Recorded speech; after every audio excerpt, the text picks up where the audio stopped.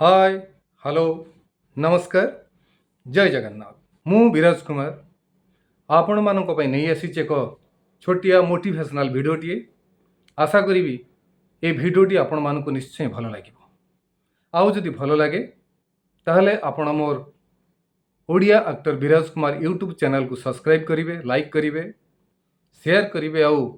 आपण मानकर सुचिंतित मतामत देवे जहाँ को आधार करी मु आग को आहरी भल भल भिडियो आपण मानक प्रेजेंट करें। आम जीवन तीन भाग में विभक्त यथा अतीत वर्तमान और भविष्य किंतु मो मतरे आम अतीत और भविष्य उपर गुरुत्व न देई वर्तमान जीवन को सुचारू रूप से तुलवा दरकार एवं वर्तमान को सुदृढ़ करने दरकार जहाँ फल आमर अतीत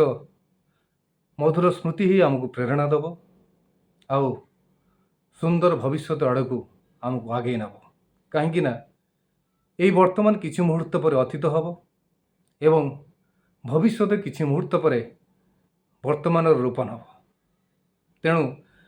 जदि आमे आमर अतीत को स्मृतिमधुर करने को चाहूँगी